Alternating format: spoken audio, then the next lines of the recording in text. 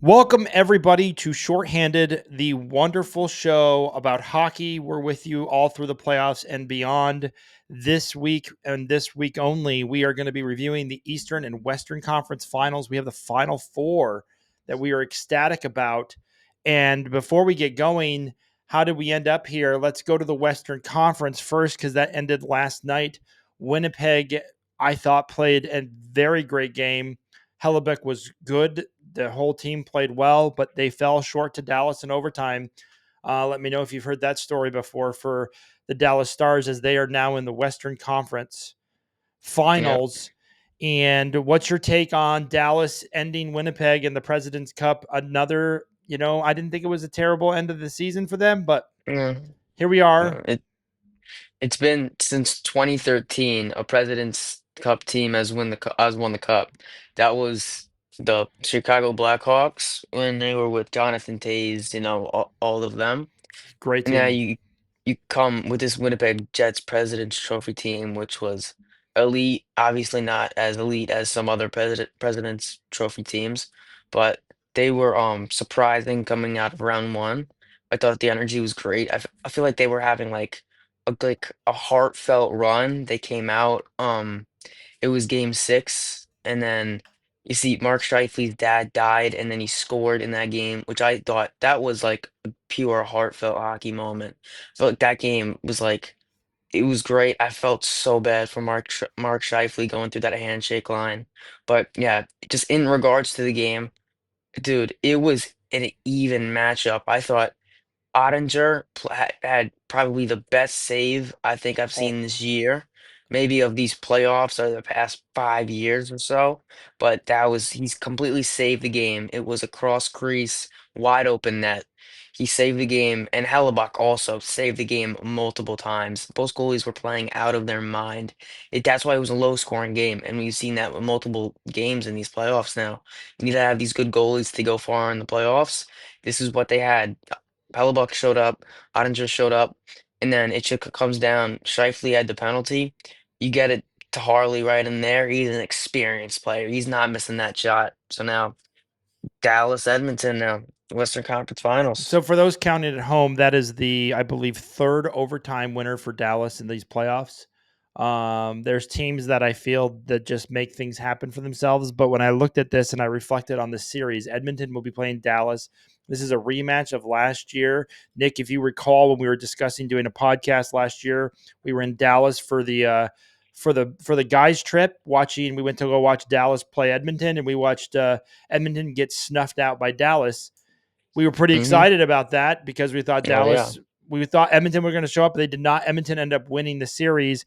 Here we are again. Dallas has a home ice advantage. Not like Edmonton cares, clearly, after defeating Hmm. the LA Kings and then the Golden Knights basically handily after they should have been ousted. So here we are, Western Conference Finals. Who makes it to the Stanley Cup?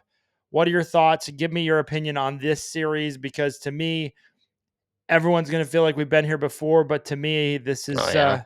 this is these teams are playing different brands of hockey this year. Yeah. Like I said last episode, Edmonton beat Dallas last year, but Dallas did not have something they have this year. Mikko Rantanen, okay? Dude, I'm so confident in the Dallas Stars. You do not believe it. My original prediction, Dallas wins the cup, okay? I didn't have Edmonton to go here because I didn't want them to. Okay, they came out of the first round strong. It's obviously so surprising by Calvin Pickard the way he stepped up. Thought their whole team has been playing great, having a lot of utility throughout like the second and third lines, helping McDavid and Draisaitl. So now they come out. It is a close series, not really close with Vegas, more closer throughout the Los Angeles series, but they come out strong out of this Vegas series. And now they're versing Dallas. They versed Dallas last year. I'm still I'm gonna stick with my prediction. Dallas in six. I think they'll come out strong, make it to the Stanley Cup and win it. They've gone to these conference finals for several years in the 2020s. If they don't make it here, just same with Toronto, you got to make changes. If you need to get this one. This is the time, okay? Mikko Rantanen, you got on your team. Robertson and Heiskanen are back. You have the full lineup. You need to get revenge now. It's the same matchup as last year. I feel it. Interesting. So, what are your keys to Dallas moving on besides Mikko? Obviously, Ottinger's been playing great. You can go back and listen to my first episode, worried about Ottinger because he ended the season terribly, and he's been Yeah. absolutely fantastic this playoff. He's making Mm, saves on top of his head. By the way, that save again, he looked like he grabbed it out of the net. Basically, it reached in and was like, "It's not happening." mhm, So, exactly. who are your keys? Obviously, you have Mikko. Who else are your big guys that you think are going to make Mm. Put Dallas over the Jason top? Jason Robertson, he's been a key for Dallas throughout these past couple seasons. He just came off of an injury, and it doesn't look like he's 100%, and he's obviously not. He's coming back into these playoffs sort of still injured, but I know he wants it, and he wants it for his team. He's been putting out. He's 30 plus goal seasons. He's their best forward, but he needs to show it, okay? And now Wyatt Johnston, he's had one of the most he like I think top five most goals before the age of 22 in the playoffs. He's a key to their lineup in all of these Western Conference finals, through these first and second rounds. He's a great player, okay? Then you saw Mikael Granlund. He got that hat trick in the second round. It was great. Seeing these guys, they're getting a lot of more shots on net, like these second and third liners, and that's what you see. You need these utility to play. You can't just depend on one guy. But when now you have Mikko Rantanen, I feel it's gonna be different. Is this so in your mind and heart? You want Dallas to advance. You don't want Edmonton. Yes, mind and heart, everything. Okay, so the Edmonton is now the last Canadian team in the playoffs. After all of these great Canadian teams made the playoffs, they're stuck with Edmonton, who not many people like up there for various reasons. I will continue to. So here's my debate when I look at the series. So I feel like Dallas against the Avs stole victory from the Avs. The two overtime winners made it a 2-2 series when in all reality the Avs were outplaying them. Dallas went into that series missing two of their top people. Mikko was not playing very well the first four games, but they were 2-2. You basically gave them life. Dallas took it, moved it on to the next level. And then I look at the Edmonton Oilers in the same fashion. The LA Kings should have been up 4-0, similar to the Avs, but it was 2-2. They let Edmonton come back in the series, gave them life, and then Edmonton did the backdoor sweep, beating them 6 games. Then we go, like you said, onto the next series. I feel like Dallas got stronger. Edmonton got even stronger. The biggest difference that I've seen with Edmonton this year compared to last year, their lines, their depth, they are having a lot more scoring variety. Everything's not dependent on we have to score 6 goals. The other thing that has blown me away is Skinner these last 2 games. 0 goals, 7 periods. That cannot be ignored. That has to do with team defense, puck movement, transition game. Edmonton is playing really well. I know they had some time Hmm. off. Hopefully, we'll see if the injuries come back. Do they have any goalie issues? Is Pickard back? Is he not? I don't know the answer to that. And every time I go into a series and I don't know who the goalie is, i.e., Carolina with Anderson, I was like, I don't know if he's going to play. And then we looked at Pickard Hmm. and we're like, I don't know if he's going to play. Skinner plays out of his mind. So Yup. I just feel Edmonton is going to go and make it to the cup this year. I also don't want to see Dallas get there. It's a biased sure. I have family in Dallas. I went to the arena. I I know they got Mikko. Congratulations. I love their coach, by the way. The Dallas Stars coach. If anyone were to be deserving of a cup, it's him. And I know he doesn't Hmm. have it yet. And I disagree with you. If Dallas doesn't make it to the Stanley Cup this year, I don't think they need to make a lot of changes. I think we'll find out more about the health of folks because their defenseman came in. He came in off injury since January, I believe. Well, They're you have to figure out how to beat Edmonton. If you're losing to them 2 years in a row, you have to figure out how to beat Edmonton. Not in changes as like let's trade all of our first liners. Changes as in like possible. Pete DeBoer is an amazing coach, but I feel a need for them to win the Stanley Cup. Not just because I love their team. They've made it to these conference finals so much. They've gone to one in Tampa in the bubble season. You can argue anything about the bubble season, but. Yeah, it's just man, my heart and soul got Dallas. I hate Edmonton with all my heart and passion. So yeah. I think I will. I think this isn't a 4 or 5 game series.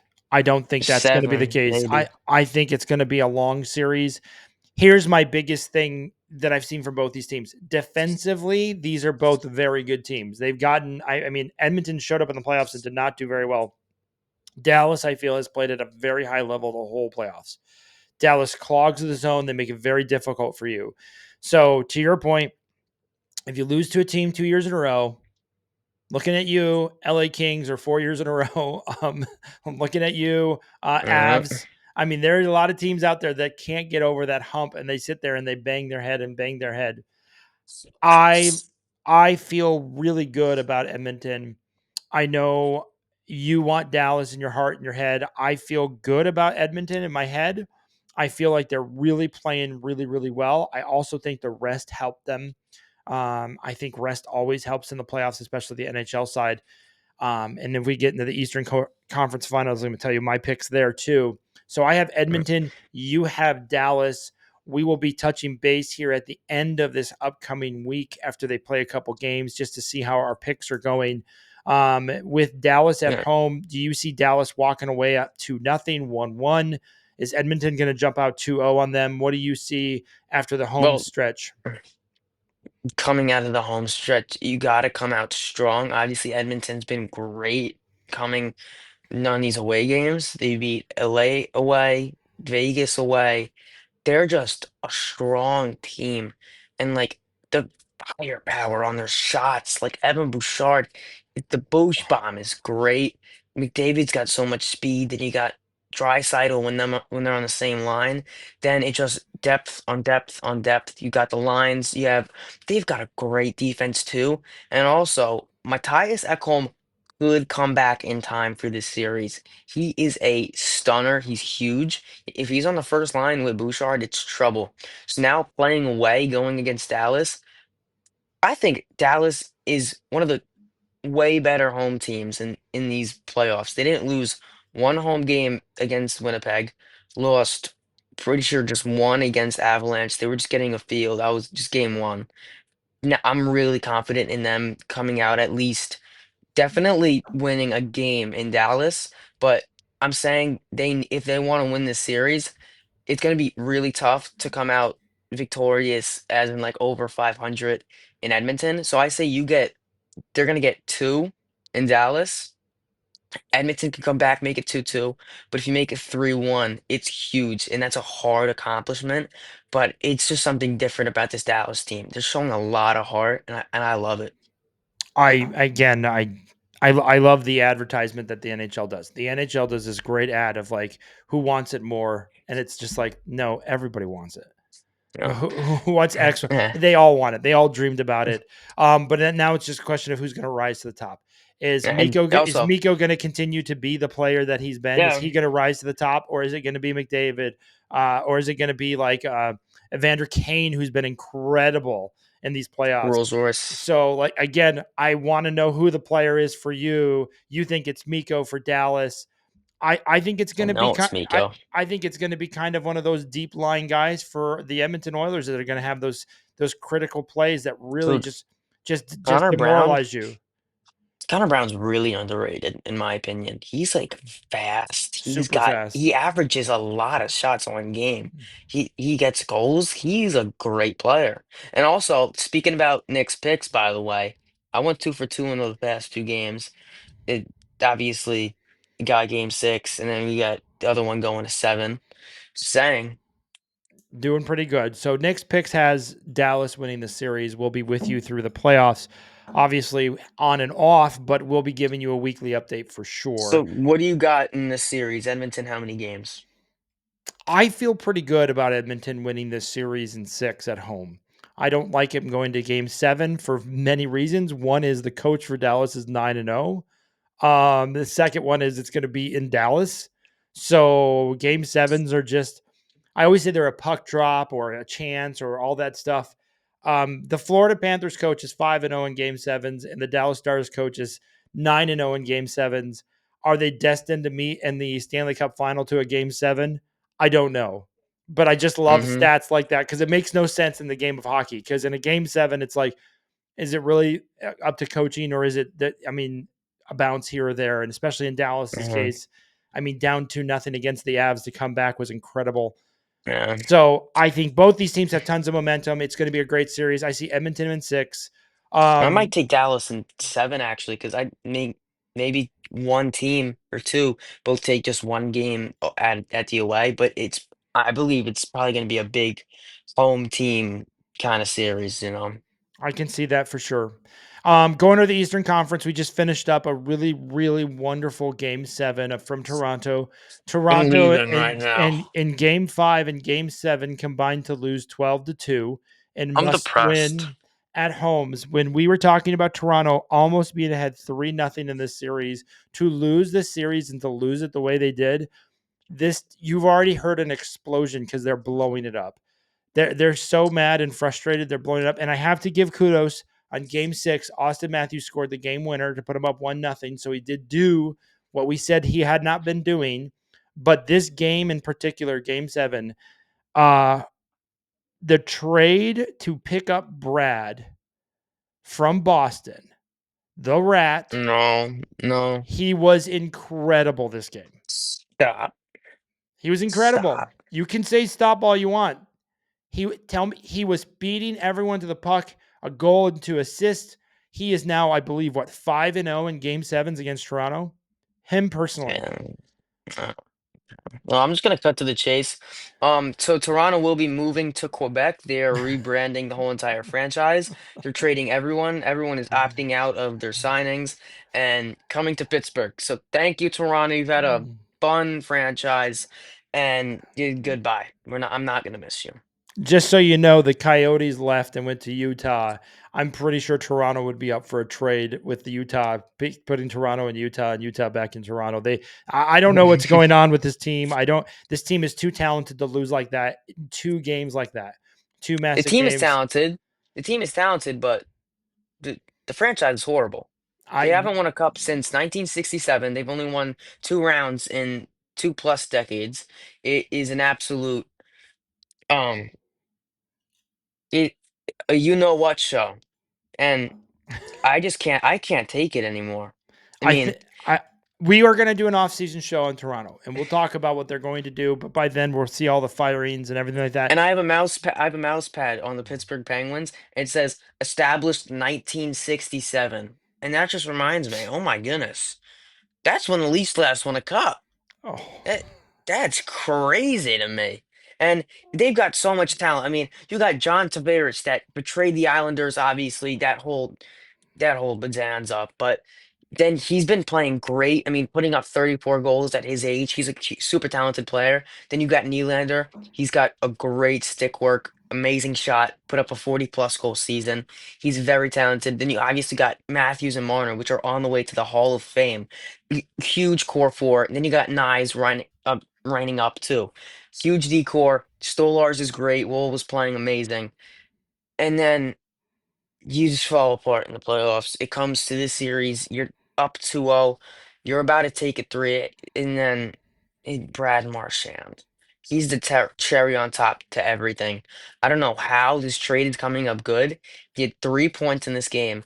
Like I said, it's just the cherry on top that just makes me mad. I'm just like super, super bummed about it, and I don't know. what's crazy about Brad Marchand is the fact that he was with Boston ahead of this Florida Panthers team when Florida Panthers became into the zone. I believe they're at 3-1, and he missed opportunities, couldn't close them out with Boston. They end up losing that series in 7. That was the first cup run for the Florida Panthers when Boston had the best team in the league, the President's Cup, and they lost to Florida. To see him on Florida as a Boston fan must be terrible. They must be so Exactly. upset. And then not only that, to see him play so well again in Game 7. Once he sees a Toronto Maple Leaf, he just gets super excited. He's like, I know what's going to happen. It's just He's inevitable. 5-0, 5-0 in game sevens against Toronto.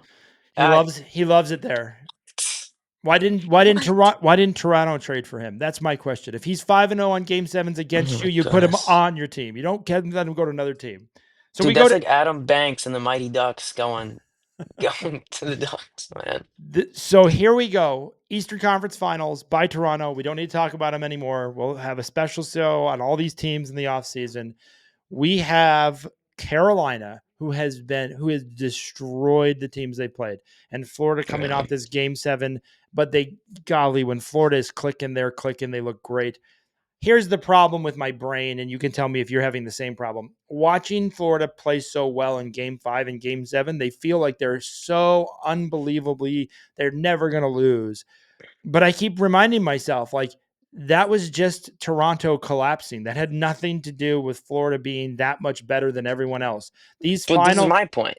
yeah, go Dude, ahead. like you say that, I'm saying like I think you've been seeing Florida put up like 6+ goals in these games, and obviously you're seeing like Toronto collapsing and Tampa Bay collapsing.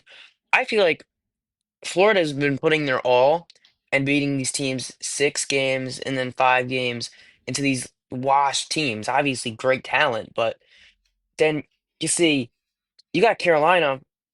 I feel like they're the best team in the league. I don't even think they were trying. It didn't even look like they cared at all. They beat Devils in 5, obviously a battered team. Then you beat the second best team in the league in 5. Still didn't look like they were trying. Dude, I don't know what it is with Carolina when it turns into the playoffs, but it's the opposite of the Maple Leafs. When you go now, you're in the conference finals.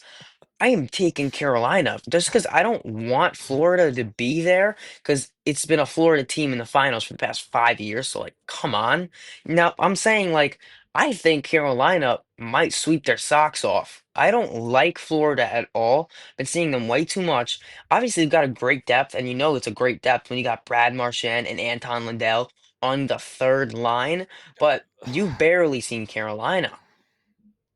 Uh, okay. So you're not falling into the trap that my brain is, where I'm looking at Florida and going, God, they look so unbelievable. So that's fine. You like Carolina in your heart because you want to see someone other than Florida to the Cup final, which I think is 100% fair. We went through 3 years of Tampa, 2 years of Florida. This would be the third year for Florida. I'm just saying that when Florida's clicking, they look really good, really, really good. Yeah, And nothing for but nothing, they have everything that you want. They got the great goaltending, the timely plays, the 50-50 pucks. but then the Hurricanes have that times 10. They got Freddie Anderson. He has like a negative goals against average, And amazing save percentage. Obviously, he's not bursting those shots, but why is he not bursting that many shots? You got Jacob Slavin, Shane Gostisbehere, great decor, big decor. They've been rocking, okay? You obviously, this Florida team's been clicking, but they might just absolutely break the button when they're like going against the Hurricanes. I mean, I don't know. This is just what I'm seeing and how great Hurricanes have been playing in these first and second rounds these past couple of years. I say they finally capitalize and get through there. How many games you ask? Ooh, that's tough for me because it could be 4 or it could be like 7. But you know what? This might be crazy to say. Florida has home, right? no, Carolina has home. I believe they have 99 points to Florida's 98. I can check that in just a second. I checked it before. I'm going on my memory. Let me just look at that really fast. I believe Yeah. Carolina's at home. Let me look. It's based on points, correct? Yep. Yeah, that's correct. So Carolina had 99 points. Wow. And Florida had 98. So in all reality, if Wow. you look at the Eastern Conference, Toronto with 108 gone, Washington 111 gone, Tampa 102 gone. Those are the top 4 teams right there. Wow, Three teams, man. three That's teams gone. crazy. So and then if you look on the Western Conference, you got Dallas with 106 and Edmonton with 101. So these teams are still excellent. Carolina ends up being at home. How many games do you have this series? What are you looking at? And then the other This thing, might be yeah, this might be a crazy pick. I could Carolina in 5. holy cow, really?